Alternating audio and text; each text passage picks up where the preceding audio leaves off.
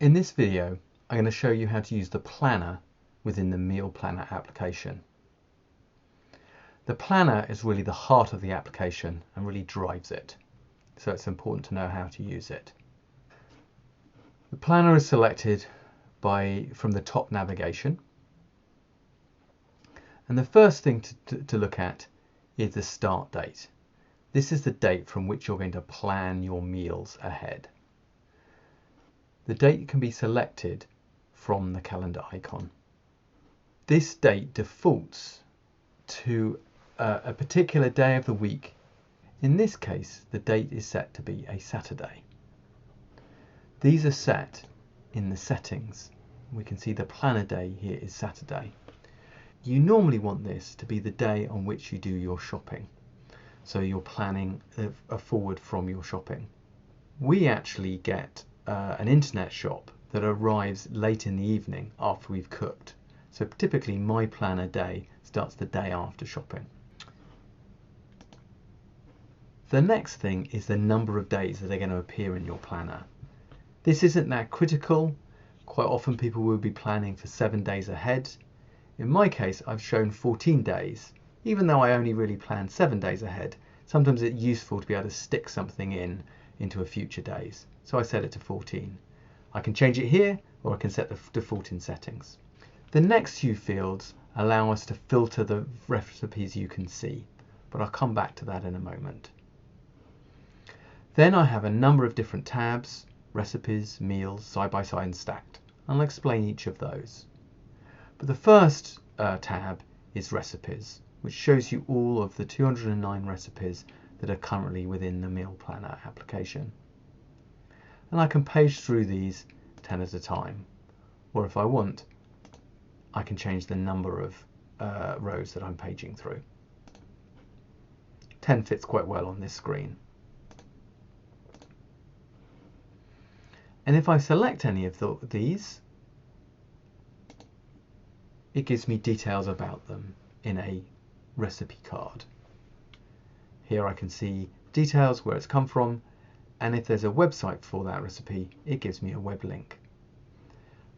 For recipes where there are ingredients, you'll see the full ingredients list. Now, I can use the filters to find a particular recipe or a type of recipe I'm looking for. I can select the carbs in the recipe, the protein in the recipe, or the cuisine. I can also search for recipes by name. So for instance, I might fancy to start with a pasta dish. So I can select pasta. I might want that to be cheese-based. And here I now have all my pasta recipes that are cheese-based. And we can see here, good old macaroni cheese. So I can select that to say I'm interested in it. Now I can move forward to the Meals tab. And then I can place my mac and cheese. Now I quite fancy having mac and cheese on Sunday. So I select that. I click on the recipe and it places mac and cheese in there and then updates all of the fields. Now that recipe might be for any number of people. The servings for that day might be different, and then the ingredients amounts will be automatically updated to match the servings. The servings, like other things, has a default. So when we start up, it's defaulting to 2, but you can change that to any number in the settings. Let me do that again. I'm going to search for something different. I want to do something nice on Saturday. I most definitely don't want pasta because I'm having pasta on Sunday. But I can maybe look for a different dish. Maybe I want something meaty, maybe beef or chicken. So now I have all the recipes that don't have pasta and do have beef and chicken. Now, I rather like this chicken and leek pie with oven chips. That seems perfect. So I'm going to select that, go to meals, go to the Saturday, click on recipe, and it puts chicken leek pie and oven chips straight in there. Now I can also add notes, and I know that John's coming to dinner, so I can add that note in, and because John is coming to dinner, it's going to be 3 of us. You'll see that all of the amounts have now been updated to reflect 3 rather than 2. So there we have, I'm beginning to build up my plan. Now, the other ways of using the planner is used side by side and stacked. So if I go to side by side, I've got both my recipes on one side and my meals on the other, and I can move much more quickly now. So let me clear out my protein and my carbs, and then as I might like. For instance, I might use the search recipe here to look for something tofu in the title. I've got 4 recipes with tofu in the title. I'm going to select miso aubergine, and I just click on it. Nothing opens, but it's now selected. I'll go over to and say I want to have that on Tuesday. I just click on that. I can begin to build up my planner like that. Stacked works the same way as side by side, except one is on the top of the other, and therefore we can see more information on the page. Let's get rid of my tofu search. Now let's look at my meals here.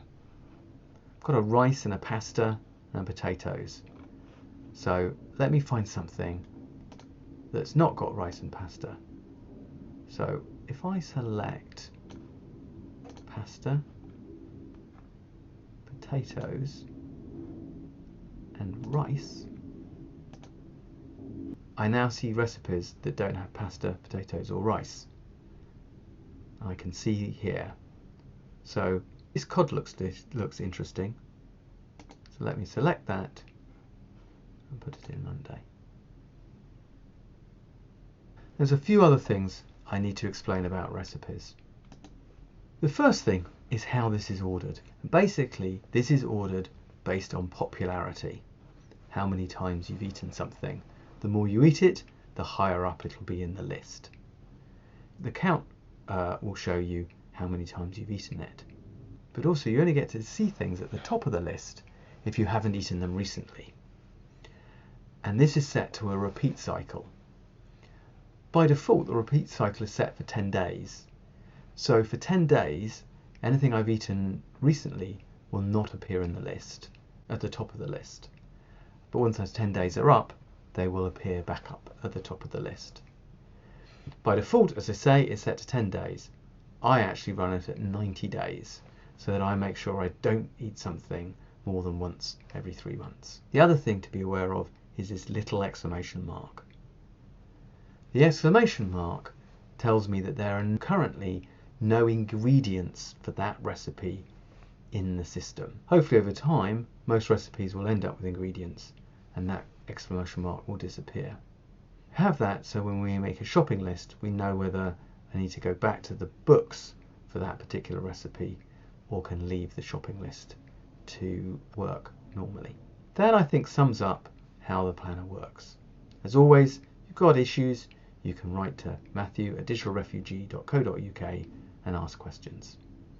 Thank you for your time.